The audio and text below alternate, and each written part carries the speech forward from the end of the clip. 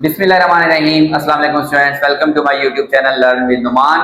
आज की इस वीडियो के अंदर हम अपने केमिस्ट्री फर्स्ट ईयर का चैप्टर 5 स्टार्ट करेंगे, जो कि है स्टेट्स ऑफ मैटर। ठीक है, जिसके अंदर हम मैटर की फॉर्म, सॉलिड, लिक्विड और गैसेस को स्टडी करेंगे। ठीक है, तो वीडियो स्टार्ट करने से पहले आप लोगों से गुजारिश है कि चैनल को लाजमी सब्सक्राइब करें और वीडियोस अपने क्लास फेलोज तक जरूर शेयर करें। जो आज हमारा सबसे पहला टॉपिक होगा वो होगा प्रॉपर्टीज ऑफ गैसेस, और उसी से रिलेटेड हम आइडियल गैस इक्वेशन देखेंगे।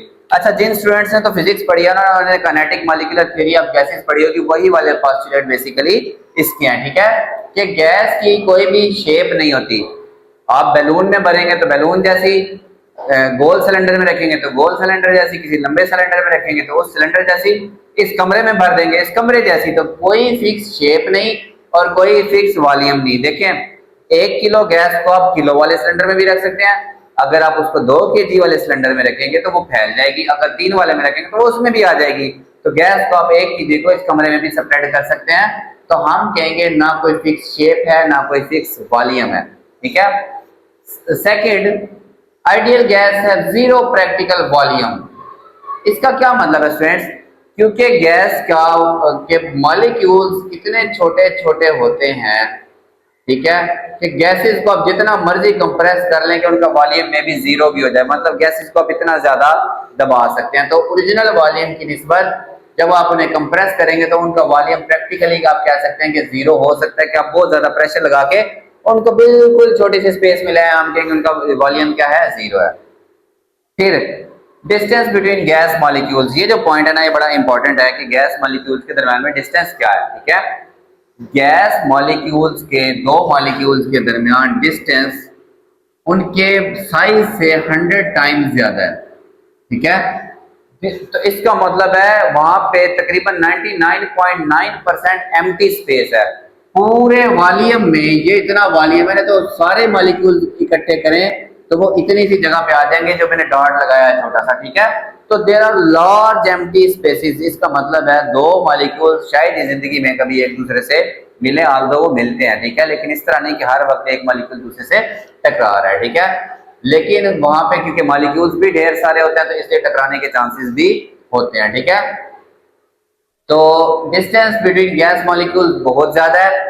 ठीक है, तो फिर इसका मतलब है गैसेस का वॉल्यूम बहुत ज्यादा होता है उनके मॉलिक्यूल्स के साइज की निस्बत। तो गैसेस को हम क्या कर सकते हैं, कंप्रेस कर सकते हैं। ठीक है, हम ऊपर से इस गैस पे प्रेशर लगाएं तो पहले जो गैस इतनी जगह पे थी वो इतनी जगह पे भी आ सकती है, फिर उसको कंप्रेस करें तो वो इतनी सी जगह पे भी आ सकती है। ठीक है, अब जब स्टूडेंट्स गैस कंप्रेस हो जाती है ना, तो ये हॉट हो जाती है, थोड़ा सा कंप्रेशन की वजह से उसकी काइनेटिक एनर्जी बढ़ती है मॉलिक्यूल्स की।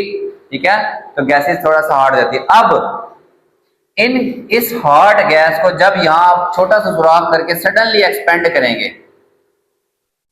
क्या करेंगे, सडनली एक्सपेंड, जैसा कि बॉडी स्प्रे होता है उसमें कंप्रेस होता है, उसको हम प्रेस करते हैं तो वो जब सडनली एक्सपेंड होता है तो वो कितना हमें ठंडा महसूस होता है। ठीक है, दूसरी एग्जांपल, आप अपने फेस से, माउथ से ऐसे पूरा मुंह खोल के ऐसे हवा बाहर को निकालेंगे तो वो गर्म होगी, जबकि आप उसको ऐसे दबा के बाहर अपने हाथ के ऊपर फूंक मारेंगे तो वो आपको ठंडी महसूस होगी। तो गैसेस जब एक्सपेंड होती हैं सडनली तो वो क्या करती है, कूलिंग इफेक्ट रखते हैं। यही इफेक्ट हमारा रेफ्रिजरेटर वगैरह के अंदर क्या होता है, इस्तेमाल होता है। ठीक है, इसको कहते हैं जूल थॉम्सन इफेक्ट, कि sudden expansion of gases cause cooling. Gases suddenly expand हो तो उनकी वजह से क्या होती है स्टूडेंट्स, कूलिंग होती है। ठीक है, अब ये होती क्या है, जब गैसेस एक दूसरे के इतना करीब आ जाती हैं तो मॉलिक्यूल जो पहले दूर दूर थे वो करीब करीब, जब मॉलिक्यूल करीब करीब आते हैं तो उनमें इंटरमॉलिक्यूलर फोर्सेस डेवलप हो जाती हैं। अब जब वो एक्सपेंड होते हैं तो उनको ये इंटरमॉलिक्यूलर फोर्सेस को तोड़ने के लिए क्या चाहिए, एनर्जी चाहिए। वो ये एनर्जी अपने आसपास से लेके उस जगह को ठंडा कर देते हैं और ये अपनी इंटरमॉलिक्यूलर फोर्सेस को क्या कर देते हैं, ब्रेक कर देते हैं। ठीक है, हमने कंप्रेस किया, मॉलिक्यूल्स करीब आ गए तो इंटरमॉलिक्यूलर फोर्सेस डेवलप हुई। अब जब हम उन्हें एक्सपेंड करेंगे तो उन्हें तोड़ने, उन इंटरमॉलिक्यूलर फोर्सेस को तोड़ने के लिए वो उस जगह की हीट एनर्जी यानी कि जो टेम्परेचर है उसको डाउन करके अपने अंदर एनर्जी अब्सॉर्ब करके इन फोर्सेस को क्या कर देंगे, ब्रेक करेंगे। इस इफेक्ट को कहते हैं जूल थॉम्सन इफेक्ट। ये बड़ा इंपॉर्टेंट शॉर्ट क्वेश्चन आपके पास होने वाला है। ठीक है, अच्छा, pressure of gas is due to collision of molecules with container. Gas के मॉलिक्यूल्स एक दूसरे के साथ भी टकराते हैं और वो इस कंटेनर के साथ भी टकराते हैं, ठीक है, हर तरफ से। तो गैस का प्रेशर किस वजह से होता है? ये इसके मॉलिक्यूल जो कंटेनर के साथ टकराते हैं, ठीक है। और याद रखें गैस के मॉलिक्यूल्स का जो आपस में कोलिजन होता है वो परफेक्टली इलास्टिक कोलिजन होते हैं, ठीक है। There are negligible intermolecular forces. Gas molecules के दरमियान में इंटरमॉलिक्यूलर फोर्सेस नेग्लिजिबल होते हैं, ये एक दूसरे के ऊपर फोर्सेस डेवलप नहीं करते जब तक हम इन पे इतना प्रेशर ना लगा दें ये बेचारे इतनी सी जगह में इकट्ठे हो जाए, तब ये डेफिनेटली एक दूसरे के ऊपर फोर्स लगाएंगे, ठीक है। एक और पॉइंट था कि इनके ऊपर पोटेंशियल एनर्जी का कोई इफेक्ट नहीं होता, ठीक है। अच्छा, ये तो थी आपकी प्रॉपर्टीज ऑफ गैसेस। अब इसी से जो रिलेटेड नेक्स्ट टॉपिक है गैसेस का, वो बड़ा इंपॉर्टेंट, आइडियल गैस इक्वेशन, वो देखते हैं स्टूडेंट्स। अच्छा स्टूडेंट्स, हमने गैस के प्रेशर, वॉल्यूम को देखा, प्रेशर चेंज करके, टेम्परेचर चेंज करके, नंबर ऑफ मोल चेंज करके। तो जब इसका प्रेशर से हम लिंक देखते तो टेम्परेचर कांस्टेंट रहना चाहिए, जब इसका टेम्परेचर से लिंक देखते तो प्रेशर कांस्टेंट, जब हम इसका वॉल्यूम का नंबर ऑफ मोल से लिंक देख रहे थे तो हमारे पास प्रेशर और टेम्परेचर क्या रहना चाहिए? कांस्टेंट रहना चाहिए, ठीक है। मतलब इन तीनों चीजों को चेंज करने से गैस के वॉल्यूम में क्या होता है? इफेक्ट होता है। अगर हम इन सब को इकट्ठा चेंज कर रहे हो उस वक्त जो हमारे पास इक्वेशन होगी वो कहलाएगी आइडियल गैस इक्वेशन। पहले, उससे पहले ये जो हमारे पास वॉल्यूम और प्रेशर का लिंक है ये कहलाता है बॉयल्स लॉ।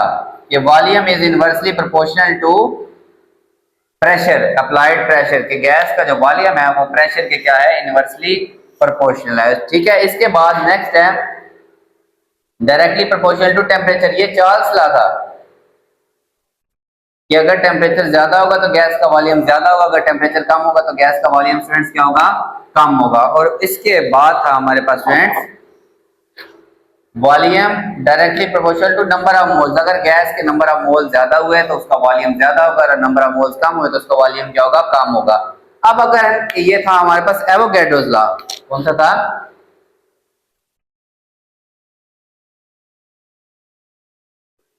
अगर हम इन तीनों लॉज को कंबाइन कर दें तो हमारे पास आइडियल गैस इक्वेशन आ जाएगी। तकरीबन देखें, वॉल्यूम डायरेक्टली एट टेम्परेचर और नंबर ऑफ मोल्स के, और इनवर्सली है प्रेशर के। अब जब हम कांस्टेंट ऑफ प्रोपोर्शनैलिटी को खत्म करते हैं तो कांस्टेंट लगता है, यहाँ पे वो लगेगा आर, एन और टी और पी एज इट इज। ये पी इधर आके नेक्स्ट स्टेप में मल्टीप्लाई हो जाएगा, P V is equal to N R T. क्या होगा? एन आर टी, ठीक है स्टूडेंट्स। तो याद रखें ये हमारे पास जो इक्वेशन है ये कहलाती है ideal gas equation. P V is equal to N R T, ये क्या है? आइडियल गैस इक्वेशन है, ठीक है। इसके अंदर P गैस का प्रेशर, V गैस का volume, N number of moles, R हमारे पास ideal gas constant, T temperature. R क्या है फ्रेंड्स?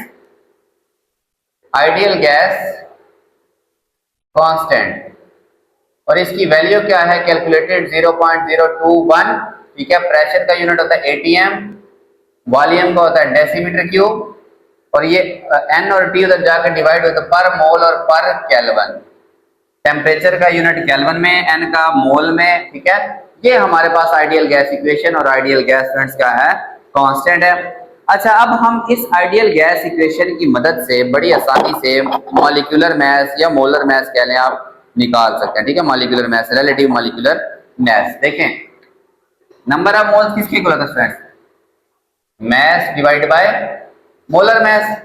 तो हम एन की जगह पे ये चीज पुट कर देते हैं यहाँ पे, पी वी एन की जगह पे m ओवर बड़े वाला m, ये मैस इन ग्राम, ये मॉलिक्यूलर मैस, r और t इसके साथ मल्टीप्लाई, ये m बड़े वाला इधर आ जाएगा, छोटे वाला mass r t divide by pv।